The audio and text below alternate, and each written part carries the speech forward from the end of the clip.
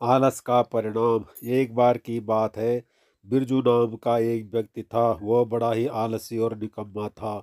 वो कुछ करना ही नहीं चाहता था। हर समय बस काम से जी चुराता रहता था। इसी कारण से उसकी पत्नी और बच्चे भी कितनी ही बार भूखे रह जाते थे, लेकिन उसको कोई असर नहीं होता था। कई बार बिरजू की पत्नी ने उसे डांटती फटकारती थी और कोसते हुए कहा करती थी, तुम बहुत ज़्यादा आलसी हो गए हो, तुम कुछ काम धंधा क्यों नहीं करते। लेकिन उसके जवाब में वह सिर्फ इतना ही कहता था, मुझे काम करने की कोई ज़रूरत नहीं है, थोड़ा सा इंतज़ार करो और फिर देखना कि बिना कुछ किए ही मैं एक दिन इतना अमीर आदमी बन जाऊंगा कि सब लोग दंग रह जाएंगे। उसकी पत्नी उसे समझाते समझाते थक गई थी कि बिना काम किए तुम कभी अमीर नहीं बन सकते। एक रोज़ बिरजू ने यह फैसला किया कि वह किसी अक्लमंद आदमी से मिलकर पूछेगा कि वह एक ही दिन में किस तरह अमीर बन सकता है, और वह ऐसे अकल आदमी की तलाश में निकल पड़ा। चलते चलते रास्ते में उसे एक भेड़िया मिला। श्रीमान जी, क्या आप मुझे बता सकते हैं कि आप इस समय कहाँ जा रहे हैं? भेड़िए ने बिरजू को रोक कर पूछा।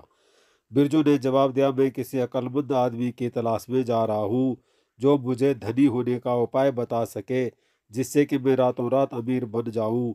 शायद वह अक्लमंद आदमी मेरी भी कुछ मदद कर दे। भेड़िए ने कहा, मैं पिछले 2 सालों से अपने पेट के दर्द से परेशान हो रहा हूँ। उस आदमी से यह भी पूछ लेना कि मेरे पेट का दर्द किस तरह ठीक हो सकता है। मैं जरूर पूछूंगा, बिरजू बोला। इसके पश्चात यह 3 दिन और 3 रात बराबर चलता रहा। तब उसे एक सेब का पेड़ दिखाई दिया। श्रीमान जी, आप कहाँ जा रहे हैं? सेब के पेड़ ने पूछा। बिरजू ने वही कहा कि मैं किसी अक्लमंद आदमी की तलाश कर रहा हूँ, शायद यह आदमी मेरी भी कुछ मदद कर सके। सेब के पेड़ ने कहा, क्यों भाई, तुम्हें क्या कष्ट है? भाई, हर साल मेरी डालियों में फूल तो खिलते हैं, लेकिन उसमें बनने से पहले ही वे मुरझाकर गिर जाते हैं। उस व्यक्ति से यह पूछना कि मुझ में फल कैसे लग सकते हैं। ठीक है शेफ भाई, बिरजू ने कहा। फिर वह 3 दिन और 3 रात लगातार चलता रहा। तब वह एक झील के किनारे पहुंचा। वहां एक मछली बिरजू को देखकर कहने लगी, श्रीमान जी, आप कहाँ जा रहे हैं? बिरजू ने वही जवाब दिया कि किसी अक्लमंद आदमी की तलाश में जा रहा हूँ। भाई साहब, पिछले 2 वर्षों से मैं अपने गले के दर्द से तड़प रही हूँ। कृपया उन व्यक्ति से पूछना कि मैं कैसे ठीक हो सकती हूँ। मछली ने अपनी परेशानी बताई। फिर वह 3 दिन और 3 रातें चलता रहा। अब की बार उसे एक बूढ़ा आदमी मिला। बेटा बिरजू, तुम्हें क्या परेशानी है? बताओ, तुम क्या पूछना चाहते हो? उस बूढ़े आदमी ने पूछा। बगलू ने पूछा, आपको मेरा नाम कैसे मालूम हुआ? मैं तुम्हें अच्छी प्रकार जानता हूँ, क्योंकि मैं वही अक्लमंद आदमी हूँ जिसकी तुम्हें तलाश है, और उसे तलाश करते हुए तुम यहाँ तक आए हो, बूढ़े ने कहा। बूढ़े की बात सुनकर बिरजू बहुत खुश हुआ। उसने उसे भेड़िए, सेब के पेड़ और मछली के बारे में भी बताया। मेरी एक बात ध्यान से सुनो, बुद्धिमान आदमी ने कहा। उस मछली के गले में एक बहुत बड़ा मोती फंसा हुआ है। अगर वो मोती निकाल दिया जाए तो वह ठीक हो जाएगी। जहाँ तक सेब के पेड़ की बात है, उसके नीचे मिट्टी में सोने का एक कलश दबा हुआ है। उस कलश को निकाल देने से उस पर फल लगने शुरू हो जाएंगे। और जहाँ तक भीड़े का सवाल है, तो अगर वो सबसे पहले मिलने वाले आलसी आदमी को मारकर खा जाए तो वो हमेशा के लिए इस दर्द से छुटकारा प्राप्त कर सकता है। और श्रीमान जी, आपने मेरे लिए क्या उपाय सोचा है? बिरजू ने पूछा।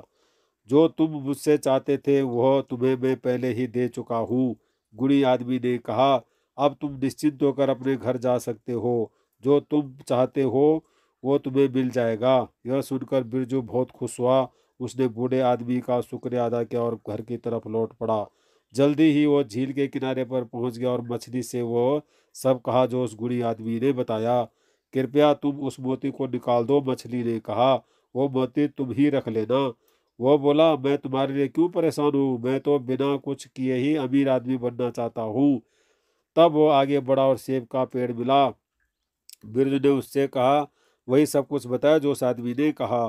सुनो भाई, तुम उस खजाने को निकाल दो और सारा सोना तुम ही रख लेना, पेड़ ने कहा। लेकिन बिरजू मना करके आगे बढ़ा। तब वो आगे बढ़ा तो भेड़िया मिला। बिरजू ने भेड़िए को वही बात बताया जो उस आदमी ने कहा था। उसने बिरजू से पूछा, जरा मुझे यह तो बताओ कि तुमने रास्ते में क्या क्या देखा, क्या क्या सुना। बिरजू ने उसे मछली और पेड़ के बारे में बता दिया। भेड़िए ने मन ही मन सोचा, तुमसे ज्यादा आलसी और कौन हो सकता है, इसलिए एक ही पल में भेड़िया उस पर टूट पड़ा और मार कर खा गया। सीख, किसी को भी आलस नहीं करना चाहिए, क्योंकि आलस का परिणाम बहुत बुरा होता है।